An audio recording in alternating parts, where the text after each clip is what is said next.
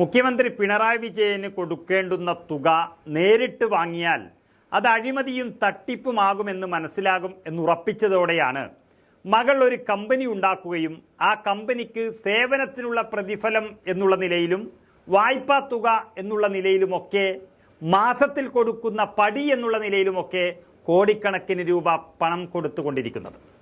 അങ്ങനെ CMRLുമായി നടത്തിയ കരാറുകളെല്ലാം കയ്യോടെ പിടികൂടിയപ്പോൾ അത് കള്ളപ്പണം വാങ്ങിയതിന് GST കൊടുത്താൽ മതിയെന്ന വിചിത്ര നിയമത്തിലേക്ക് വരെ പിണറായി ദാസ്യന്മാർ ഭരിക്കുന്ന നിയമവകുപ്പ് ഒക്കെ എത്തിച്ചേർന്നു. എന്നാൽ ബംഗളൂരിലെ ROC കണ്ടെത്തിയത് പ്രകാരം എല്ലാ ഇടപാടുകളും തട്ടിപ്പെന്നും കണ്ടെത്തിയിരിക്കുന്നു. അതിനെല്ലാം പുറമെ ഇതിപ്പോൾ പുതിയൊരു തട്ടിപ്പാണ് പുറത്തു വന്നിരിക്കുന്നത്. മാത്രമല്ല അതിനെക്കുറിച്ച് അന്വേഷണം നടത്തണമെന്നൊരാവശ്യവും ഉയർന്നിരിക്കുകയാണ്.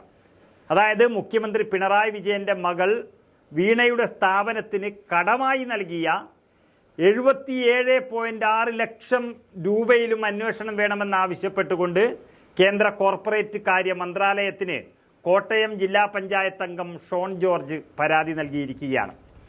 മാസപ്പടി കേസ് സീരിയസ് ഫ്രോഡ് ഇൻവെസ്റ്റിഗേഷൻ ടീമിനെ കൊണ്ട് അന്വേഷിപ്പിക്കണമെന്നാവശ്യപ്പെട്ടുകൊണ്ട് ഇതേ ഷോൺ ജോർജ് നൽകിയ ഹർജി നാളെ ഹൈക്കോടതി പരിഗണിക്കാനിരിക്കവെയാണ് മറ്റൊരു പരാതി വന്നിരിക്കുന്നത്.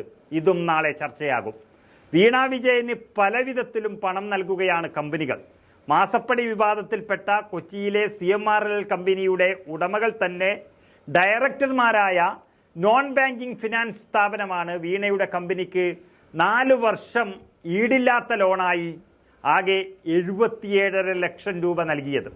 മാസപ്പടിയായി കൈപ്പറ്റിയെന്ന് ആരോപണമുയർന്ന 1.72 ലക്ഷം രൂപയ്ക്ക് പുറമേയുള്ള തുകയാണിത്. ഇക്കാര്യത്തിലും വിശദമായ പരിശോധന വേണമെന്നാണ് ഇപ്പോൾ ആവശ്യം ഉയർന്നിരിക്കുന്നത്. ഹൈക്കോടതിയിൽ നാളെ ഇക്കാര്യവും ഉന്നയിക്കാൻ പോവുകയാണ്.